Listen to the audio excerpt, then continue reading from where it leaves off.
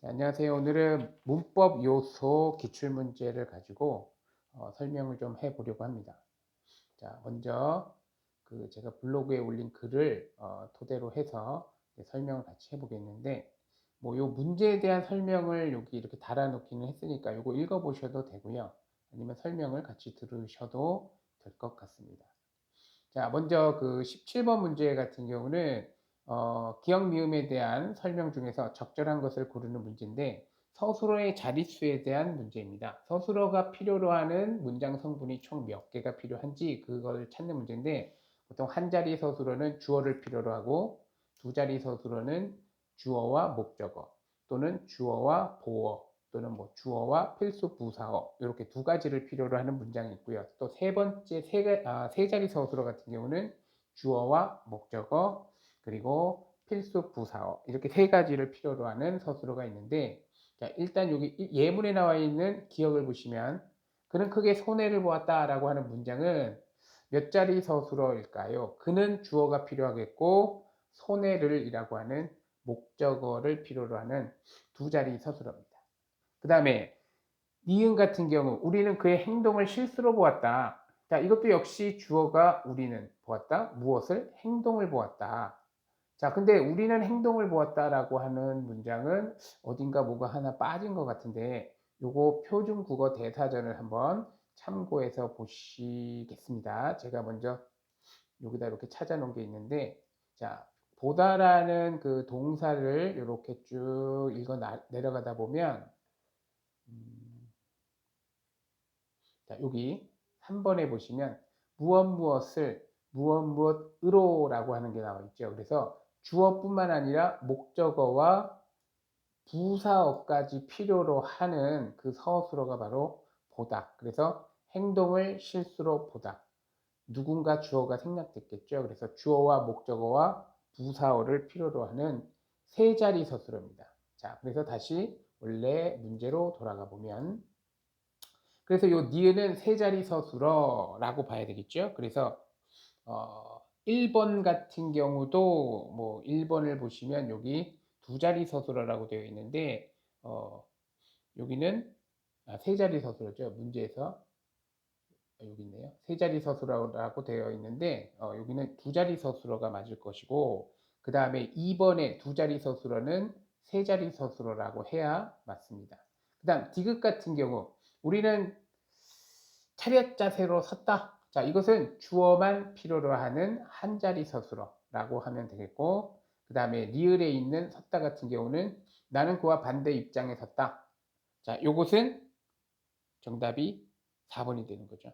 그래서 주어와 그 다음에 부사어 나는 반대 입장에 섰다라고 하는 그 부사어 두 가지만 필요로 하는 두 자리 서술어입니다. 그래서 4번의 정답은 17번의 정답은 4번이 되는데 이것도 한번 표준국어 대사전을 한번 참고를 해 보겠습니다.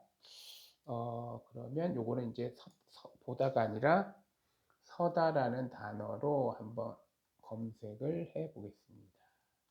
자, 서다라는 단어를 찾아서 자, 요 예문이 들어있는 전체 보기로 들어가시면 자, 위에서부터 하나씩 쭉 찾아봐야 되는데 사람이 어떤 위치나 처지에 있게 되거나 놓이다라고 하는 것을 찾아가야 됩니다. 그래서 제가 미리 찾아본 것이 요 두 번째에 있는 2번에 애가 있죠. 그래서 요거는 이 부사어를 꼭 필요로 하는 그런 문장들이 여기 밑에 나올 겁니다. 그래서 주어와 부사어를 필요로 하는 것인데 자, 2번에 4번에 보면 여기 있죠. 사람이 어떤 위치나 처지에 놓이게 되다. 요게 이제 두 자리 서술어고 그 예들이 여기 이렇게 나와 있습니다. 그래서 조금 전에 17번에 4번이라고 한 거고요.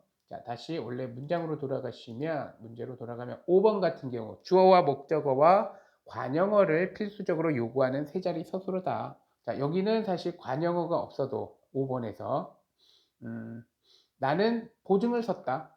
친구의라고 하는 관형어는 사실 없어도 문장이 성립이 되기 때문에 두 자리 서술어입니다. 그래서 여기도 세 자리가 아니라 두 자리. 그래서 17번의 정답은 4번이었습니다. 자, 그 다음 문제를 한번 가볼까요? 18번으로 가보겠습니다. 자, 요거는 이제 문제를 잘 읽어봐야 되는데, 우리 그 높임 같은 경우는 일반적으로 선어말어미, 주체 높임 선어말어미 요걸 말하겠죠. 그다음에 종결어미는 주로 상대 높임과 관련된 것이고 또 조사 등을 통해서 높임을 표현한다. 또 어휘를 통해서 높임을 표현하는 경우가 있는데 그것들을 다 분류한 것이 바로 밑에 있는 네 가지입니다. 자, 그래서 주체를 높이는 용어 중에 계시다, 있다, 계시다 할 때 요 높임과 객체를 높이기 위해서 특수 어휘를 사용하는, 그래서 기억이 들어가 있는 것을 찾아야 되겠고요. 그 다음 높여야 할 인물을 직접 높이는 체험. 그래서 요거는 선생님이라고 하는 선생을 님 접미사 붙여서 높여주는 선생님. 요 두 가지 기억 니은이 들어가 있는 것을 찾아주면 되겠는데, 자, 여기 5개의 예문 한번 보시고 어떤 게 답인지 한번 찾아보시기 바랍니다. 제가 한 30초 정도 시간을 드리겠습니다.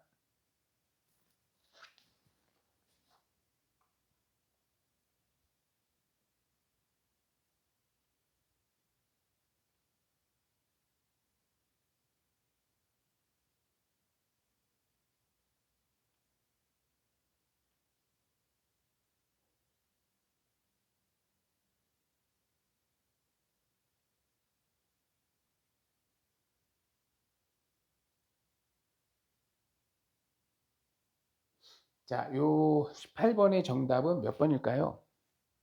18번의 정답은 3번이 되겠습니다. 3번. 자, 먼저 객체를 높이기 위해서는 특수 어휘를 사용해야 되는데 우리가 객체 높이법은 목적어, 을을이 붙어 있는 목적어나 에게가 붙어 있는 부사어를 높여야 하는데 이 문장에서는 그분을 높이는 모시다, 데리고 가다, 모시다라는 단어가 기억에 해당하는 것이고요. 그 다음에 높여야 할 인물을 직접 높이는 체언이 들어있는 건데 그분이 되겠죠. 그분, 그 사람, 그분을 니은에 해당되는 단어라고 본다면 정답은 3번이 되겠습니다.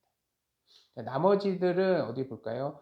뭐 5번 같은 경우는 뭐 여쭈다, 물어보다 대신에 여쭈다, 여쭐 것이 있어서 할머니 댁에 갔다. 요거는 뭐 답이 요걸 찾는 친구들도 있는 것 같은데 요거는 높여야 할 인물을 높인 게 아니라 높여야 할 인물과 관련된 집을 높였겠죠. 그래서 얘는 사실은 답이 될 수가 없겠습니다. 뭐 나머지들도 마찬가지가 되겠죠. 자, 그래서 객체를 높이려면 일단 목적어나 부사어를 먼저 찾아보면 여기에 없고 여기에 할머니, 우리는 어머니에게, 어머니께, 그래서 말씀을 드리다. 자, 요거는 뭐 해당은 기억은 되겠지만 높여야 할 인물과 관련된 것은 없기 때문에 답이 안 되겠죠. 또 친구, 이거 3번이 답이었고, 또 연세가 많으신 어르신. 자, 요거는 뭐 높여야 할 인물을 직접 높이는 니은은 해당이 되지만 객체를 높일 만한 게 없는 거죠. 그래서 답이 안 되겠습니다. 그래서 18번의 정답은 3번 이렇게 보면 되겠고요. 그 다음 문제 21번으로 가겠습니다.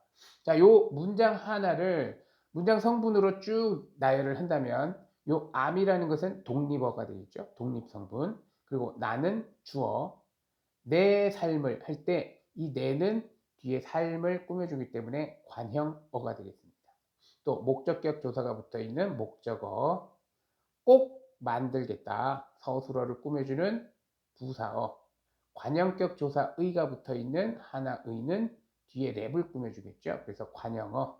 또 부사격 조사가 붙어 있는 랩으로 만들겠다. 역시 랩으로는 부사어. 그다음 만들겠다는 서술어가 됩니다. 자, 이 중에서 이제 여기다 찾아서 넣으면 되겠는데, 자, 기억에 들어가는 주성분은 뭐가 될까요? 나는 삶을 만들겠다. 이렇게 세 가지. 그 다음에 니은에 들어가는 부속 성분은 내, 꼭, 하나의, 랩으로 네 가지. 그 다음 독립 성분은 암, 이렇게 되겠죠. 자, 그리고 이제 요 리을에 들어갈 필수 부사어를 찾아야 하는데, 자, 이 중에서 부속 성분 4개 중에 꼭 필요한 것은 바로 요 랩으로가 되겠죠. 그래서 요거는 이제 하나씩 빼보면 알 것 같아요. 그래서 요 랩으로라는 단어가 빠지고 문장을 읽으면 문장이 성립이 안 됩니다. 그래서 정답은 기억, 니은, 디귿, 리을 우리가 확인을 했고요. 그 답은 또 요 밑에도 이렇게 있습니다. 자, 그 다음 22번으로 가시면 아버지께서 할머니를 뵙고 오셨습니다. 자, 요 문장에는 주체 높임, 객체 높임, 상대 높임이 다 들어있는데 일단 서술어를 먼저 보시면 오다, 오시다 여기에 주체 높임, 선어 발음이가 들어있고 비읍니다 라고 하는 상대 높임법 중에서도 하십시오체가 들어있죠. 그리고 할머니라고 하는 목적어를 높여주는 특수어휘 보다, 뵙다. 그래서 세 가지가 다 들어있는데 자, 이 아버지께서는 과연 주체, 객체, 상대 중에 무엇이고 또 조사가 여기에서 보면 아버지가를 아버지께서 높임의 요소는 조사 그 다음에 높임의 대상은 주체 이렇게 쓰면 되겠습니다. 그래서 기억은 조사와 주체가 답이 되겠고요.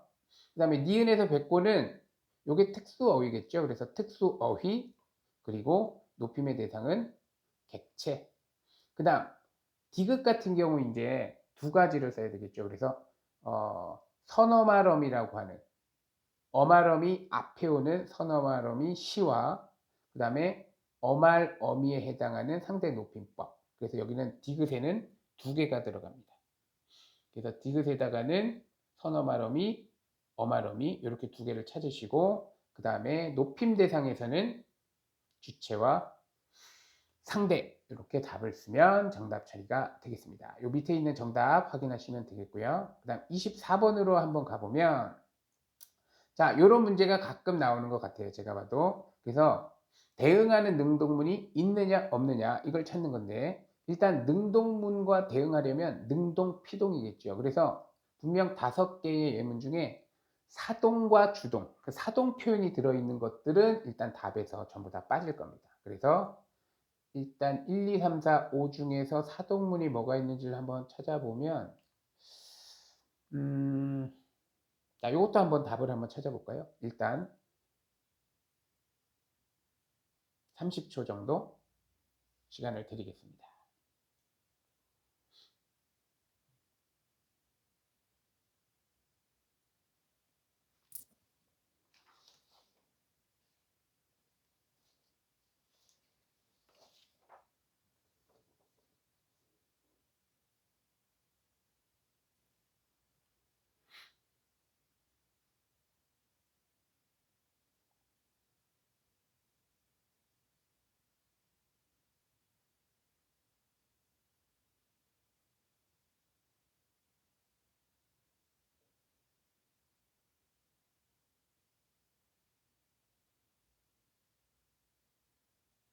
자, 요 24번의 정답은 2번입니다.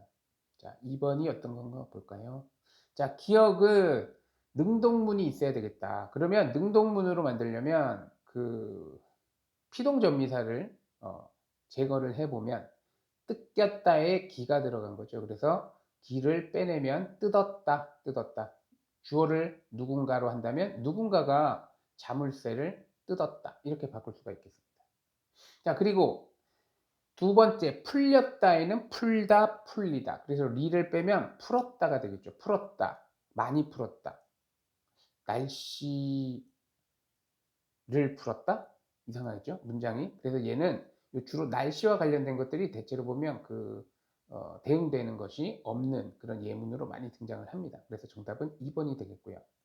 3번 같은 경우는 목적어가 있으면 보통 이 사동 전미사가 들어있는 사동문입니다. 그래서 미용사가 머리를 감겼다. 어떤 사람을 감겼겠죠. 그래서 감게 했다. 본인이 감은 건 아니고 누군가를 감긴 거니까 이것은 시키는 행위. 그래서 뭐뭐 하게 하다로 한번 바꿔봤을 때 미용사가 머리를 감게 했다.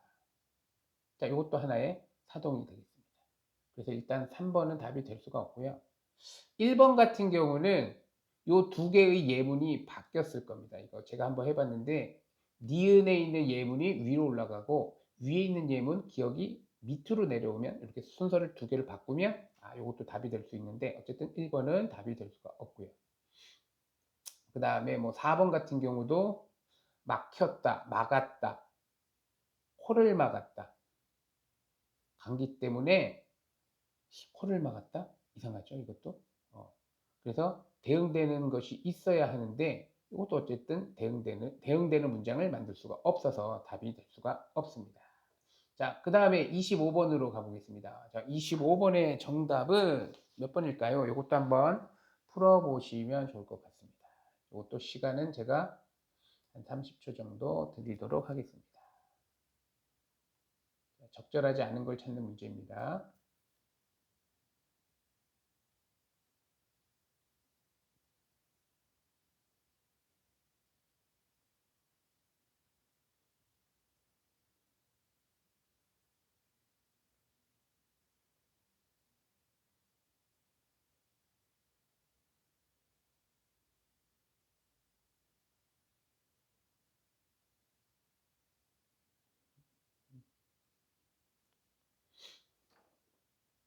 자, 25번의 정답은 몇 번이었을까요? 자, 5번도 같이 보여드렸어야 되는데, 일단 뭐 풀다 보면 정답이 이거 3번이었다라는 거 알 수 있었을 겁니다.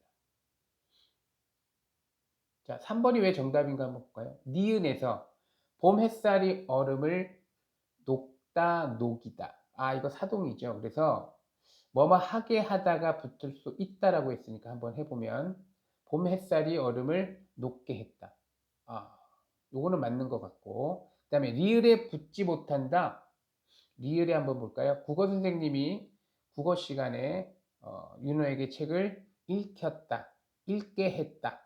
이 문장 성립이 되는 거죠. 그래서 붙지 못함이라는 부분이 틀렸네요. 그래서 정답은 3번입니다. 나머지는 뭐 쉽게 맞췄을 것 같고요. 여기 밑에 설명 한번 간단하게 해놨으니까 보시고, 자, 26번으로 한번 가볼까요? 26번도 한번 요거를 같이 해봐야 되는데, 자, 일단 보기 1번에 있는 것은 이희리기 우구추라고 하는 사동 전미사를 붙여서 만드는 거, 그 다음에 뭐 피동, 사동 이런 설명이 간단하게 나와 있는데, 자, 예문을 한번 보겠습니다. 우리 예문으로 그냥 바로 보시면, 자, 잠든 아기가 엄마 등에 업혔다. 이거 엄마가 아이를 업은 거죠. 그래서 이 문장은 피동 표현이 되겠습니다. 사동 표현이 되려면 문장에 목적어가 아까 있다고 한번 했었죠. 그래서 기억에는 목적어가 없어서 요거는 피동문이 되겠고요. 그래서 기억이 일단 피동에 들어가야 되겠고, 그는 직권 세력에 업혀서, 여기도 마찬가지 목적어가 없는 피동 표현입니다. 업다, 업히다. 그 다음에 디귿도 보시면 안다, 안기다.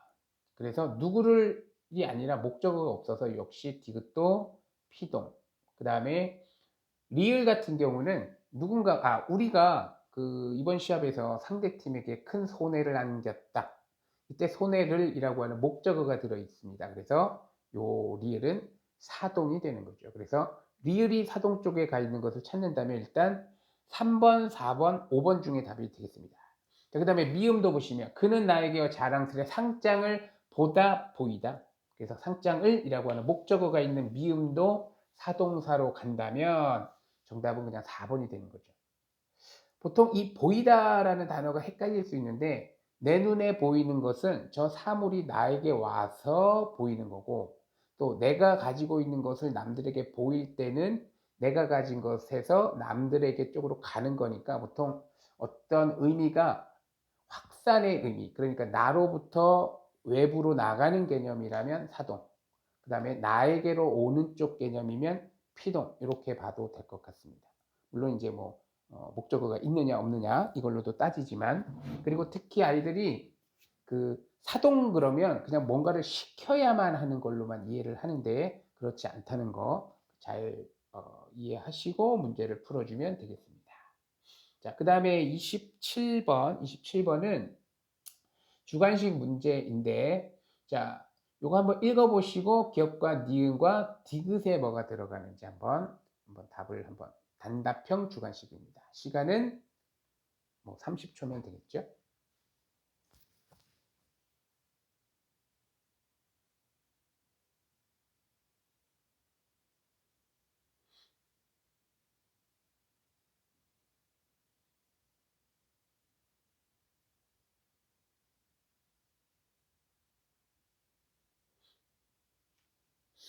자, 먼저 기억에 들어가는 요 단어는 쭉 읽어가다 보면 네 번째 줄에, 보기에서 네 번째 줄에 갈기갈기 찢겨져 나갔고 할 때 여기 찢다, 찢기다, 뒤에 어지다까지 붙어서 기와 어지다가 붙어 있는 이중피동입니다. 이중피동 표현을 쓸 수가 없기 때문에 그 두 개 중에 하나를 없애서 사용을 하면 되는데, 아마 뭐뭐 어지다를 빼버리면 찢기다, 그래서 찢겨 나갔고 해서 정답은 찢겨라고 쓰셔도 되고요. 또 전미사를 빼내면, 기를 빼면 찢어져 나갔다, 그래서 찢어져 이렇게 답을 써도 되겠습니다.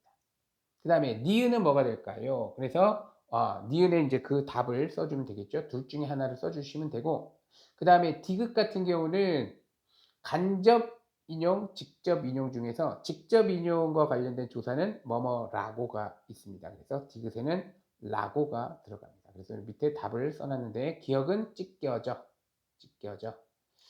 그 다음에 니은은 찢겨 또는 찢어져 중에 하나를 쓰시면 되겠고요. 디귿은 라고라고 적으면 되겠습니다. 자, 그 다음 마지막 문제인데, 자, 문장이 자연스럽게 이어지도록 써야 한다고 합니다. 자, 보기를 한번 읽어보시고요. 여기는 채우는 거니까 직접 한번 채워보겠습니다. 자, 이것도 금방 답 나올 수 있을 것 같은데.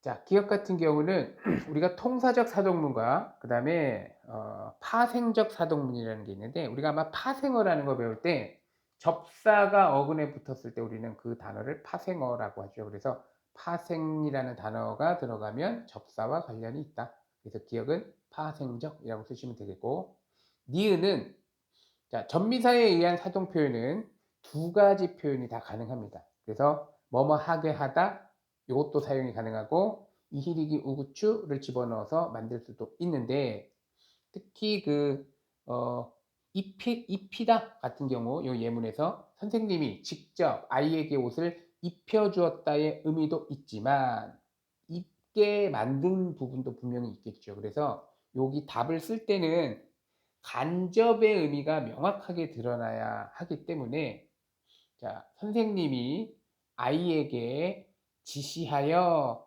옷을 입는 행동을 하게 했다, 이렇게 써주면 정답이 되겠습니다. 뭐 아이에게 지시하여라는 말을 조금 바꿔서 그냥 선생님이 아이에게 옷을 입게 했다라고 해도 맞을 수는 있는데, 어쨌든 정답 처리는 학교 선생님들이 하는 거다 보니까 가급적이면 정답을 쓸 때는, 주관식을 쓸 때는 내가 알고 있는 것만 쓰는 것이 아니라, 그리고 그 채점을 선생님이 한다라고 생각하지 마시고 옆에 친구가 채점한다라고 생각을 하고 답을 쓰면 조금 더 자세하게 답을 쓸 수 있을 것 같습니다. 자, 그래서 어쨌든 니은은 그렇게 답을 쓰시고, 그 다음에 디귿은 두 가지 의미니까 뭐 중의성을 지닐 수 있다. 그래서 중의성이라고 쓰면 될 것 같습니다. 자, 그래서 오늘은 그 문법 요소에 대해서 알아봤는데, 이번 중간고사 때 들어가는 학교도 약간 일부 있지만 사실은 이번 중간고사 때는 그 훈민정음과 관련된 작품이 아마 더 많이 시험 범위에 들어갔을 것 같고, 아마 기말고사 때 이 문법 요소를 시험 보는 그런 학교들이 있을 것 같습니다. 여기도 공부를 잘 준비하셔서 좋은 결과 있으시기 바라겠습니다.